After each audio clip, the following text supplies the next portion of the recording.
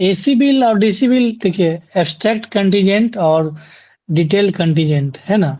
तो abstract contingent का मतलब सिंपल समझिए कि एडवांस में पैसा निकाला, किसी भी कार्यालय को काम की जरूरत है, उस समय मद में पैसा नहीं है, मद में पैसा नहीं होने की वजह से हमने किसी भी दुकानदार से, किसी भी वेंडर से सामान खरीद लिया, उसके एवज में वो उनसे बिल वाउचर ले लिया, ठीक है। और जी वो सर। जो हमारा अभिलेख होता है, फाइल होता है, उसमें लगा दिया गया। तो वो जब पैसा फाइनेंस आएगा, डिपार्टमेंट के हाँ, पास जाएगा।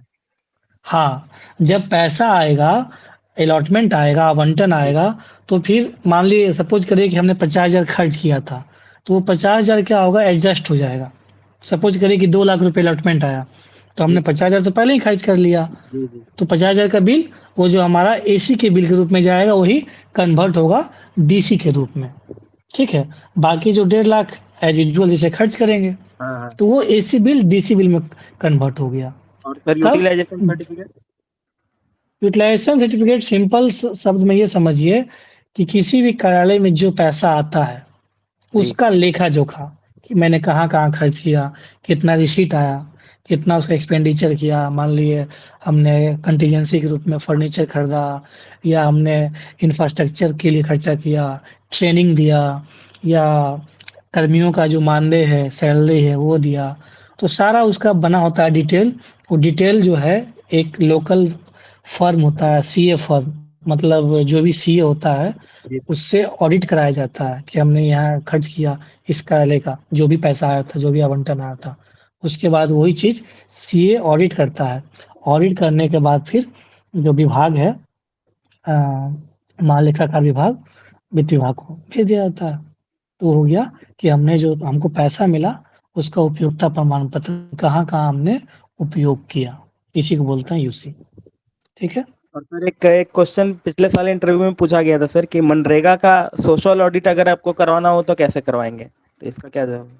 देखिए, मनरेगा का सोशल, नाम से ही क्लियर है, सोशल ऑडिट। इसका मतलब क्या हुआ कि हम लोग उस पंचायत में या उस क्षेत्र में जब टीम आती है, तो वहाँ के लोगों से पूछती है। जी मनरेगा जो काम करवाती है, चाहे वो वृक्षारोपण का कार्यक्रम है, बीओ बिल्डिंग बनवाती है, इसके अलावा आपका लेबर का जो भी मिल रहा है कि नहीं, पैसा मिल रहा है, टाइम से मिल रहा है कि नहीं मिल रहा है, या उड़ाही का काम करवाती है, मिट्टी का काम कराती है। तो जो भी मनरेगा कार्य कराती है, तो उससे संतुष्ट है कि नहीं, तो वो आम जनता से पूछा जाता है, सोशल ऑडिट। तो उसकी एक टीम आती है, तो कैसे करेंगे?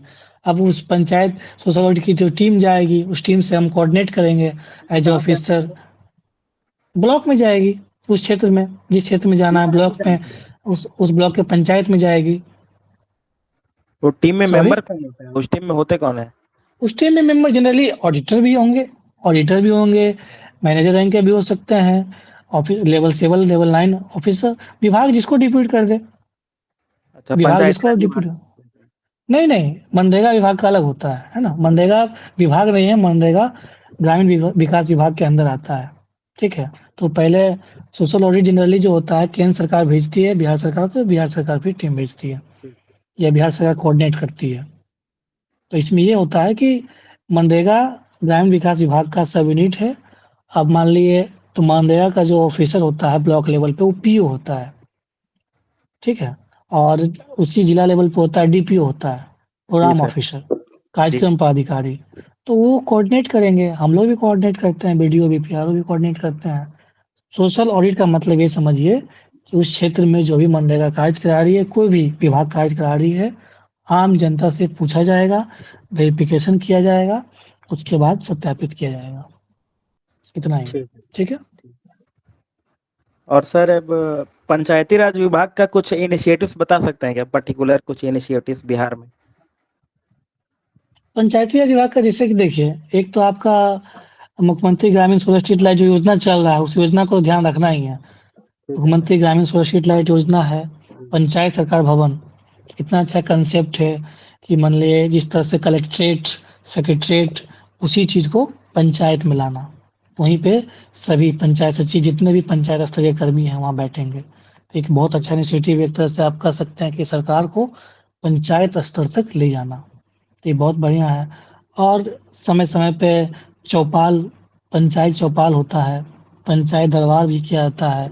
आदर्श पंचायत का कंसेप्ट है, जिस पंचायत में समझ लीजिए कि शौचालय की व्यवस्था हो, सामुदायिक शौचालय हो, जी विद्यालय हो, एपीएचसी हो, इस तरह से बाकी और भी काम, जो भी काम इसका होता है पंचायती राज का, नल जल से हो गया, नली गली हो गया, छठ घाट का निर्माण हो गया, चबूतरा का निर्माण हो गया, अलग अलग सरकारी बिल्डिंग है उसका जीर्णोद्धार कराती है। तो ये सब बता सकते हैं।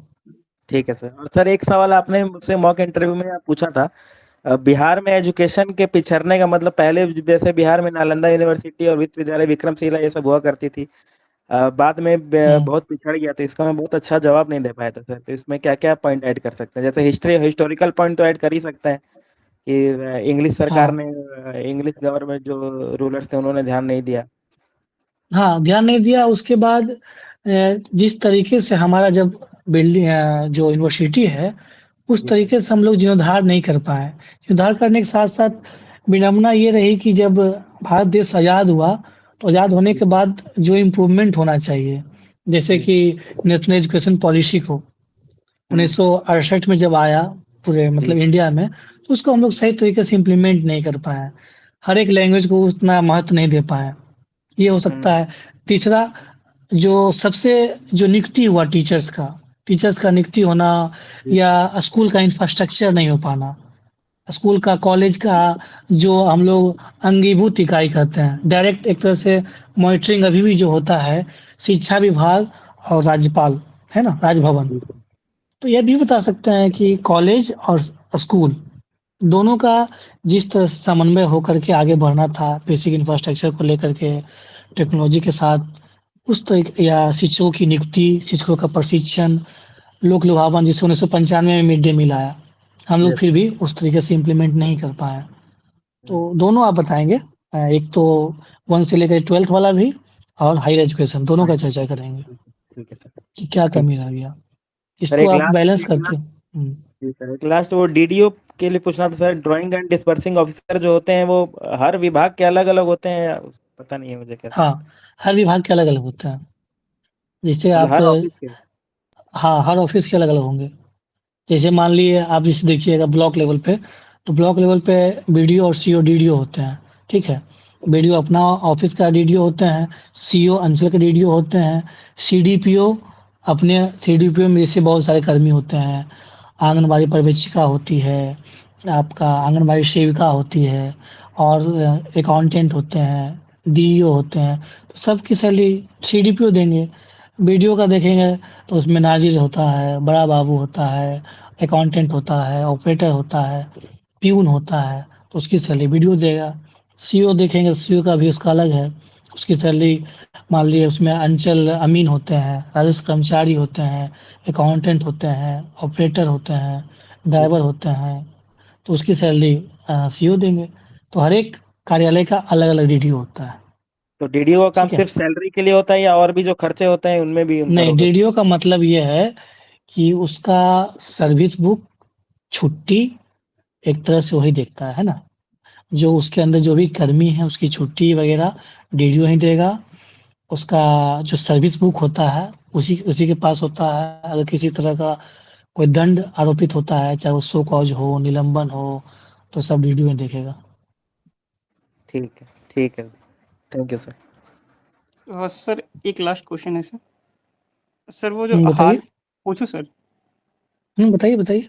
सर वो जो अभी हाल फिलहाल में जो लेडी जस्टिस जो भी हैं उनका जो स्टैच्यू में परिवर्तन है सर, तो एक क्वेश्चन हाँ। तो उसके बेसिस पे ये समझ में आ रहा है कि सर ये जो ब्लाइंड फोल्ड है उसको अनफोल्ड हम्म, कर रहे हैं, तो या तो वो पहले हाँ। डेबिटरी था या फिर अभी चेंज कर रहे हैं, तो वो क्या सूचक है? तो मतलब दोनों में कॉन्ट्रैक्ट थोड़ा मतलब थोड़ा कॉन्ट्राडिक्टरी लग रहा है कि आप अगर उसको अनफोल्ड कर रहे हो इसका मतलब पहले वो अनइक्वल वे में देखती थी क्या, या फिर अभी आप जो जैसे तलवार के जगह पे वो बुक वगैरह या कॉन्स्टिट्यूशन दे रहे हैं, तो ये तो मतलब नहीं तो पॉजिटिव साइड दिखा रहा हाँ, है। जी जी जी सर बोलिए। अनइक्वल वे में आप उसको, सॉरी सर कहा कि आप लाइटली देखिए, जब भी इस तरह का हो, आप उनको भी पता है, आपको भी पता है, थोड़ा सा डिप्लोमेटिक स्माइल करना है, सॉरी सर। जहाँ तक मुझे लगता है कि सर वो भी ठीक था, लेकिन जब मानव सभ्यता धीरे धीरे प्रोग्रेसिव वे में प्रोग्रेस करती है, तो सर अब जहाँ तक देखा जाए तो सर, पहले बंद आंखों से देख रहे थे, उसी चीज को जब खुली आंखों से देखेंगे तो और बेहतर तरीके से, समान तरीके से देख पाएंगे। क्यों नहीं? आप बता सकते हैं उसको। जहाँ तलवार था, तो तलवार ऐसा नहीं कि तलवार आप ही है, लेकिन तलवार से ज़्यादा बेहतर है कि हमारे पास संविधान है, बुक है, वो ज़्यादा अच्छे तरीके से रिप्रेज़ेंट कर पा रही है।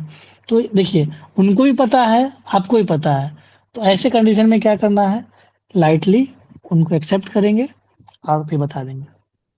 उसको ज़्यादा गंभीरता नहीं लेना है। दोनों अपने-अपने जगह पे समय था, लेकिन हाँ, मानव सभ्यता आदमी सीखता है, सीखा, चेंज किए हम लोग। हम लोग संसदों में सिंबल लगाएँ, कमल लगाएँ, तो क्यों नहीं? डेवलपमेंट होता है, इंफ्रास्ट्रक्चर के साथ हम लोग डेवलपमेंट करते हैं। जी सर, ये तो फिर माइंडसेट को भी दिखा जाए। ठीक सर, हाँ। Thank you. और बिल्कुल। सर वो जो अभी जस्ट वो क्वेश्चन पूछे थे लाइक कि बिहार का जो एजुकेशन वाला है वो पिछड़ा है।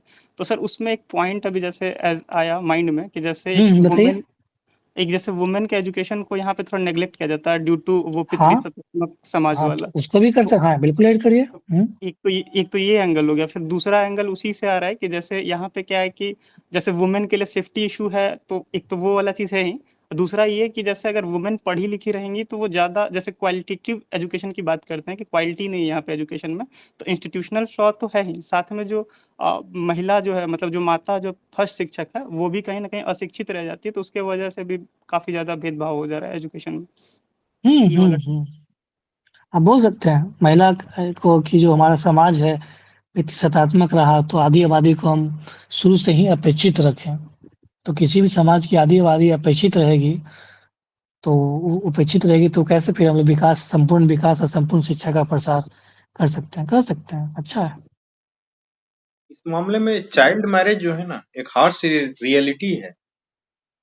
लड़कियों का एजुकेशन अच्छे स्तर तक नहीं हो पाना, आप देखेंगे हायर एजुकेशन में जो एनरोलमेंट रेशियो है, बहुत लो है। उसका सबसे बड़ा कारण है चाइल्ड मैरिज का होना। उसको भी ऐड कर सकते हैं। और और सर जो आप हाँ, इसी के पॉइंट को अगर लिंक किया जाए सर, जैसे कि अभी वो नारी वंदन विधेयक आया है, तो उसमें कहीं ना कहीं ये कोशिश किया गया है कि वुमेन को एम्पावर करेंगे, जो पॉलिटिकल रिप्रेजेंटेशन वगैरह देने की बात करेंगे। तो बिहार में तो ये बहुत लैकिंग वाले पार्ट में, सिर्फ एक सिंगल जो राबड़ी देवी का एग्जाम्पल आता है, उनको छोड़ दिया जाए तो जनरली लगता है कि पॉलिटिकल वैक्यूम है बिल्कुल।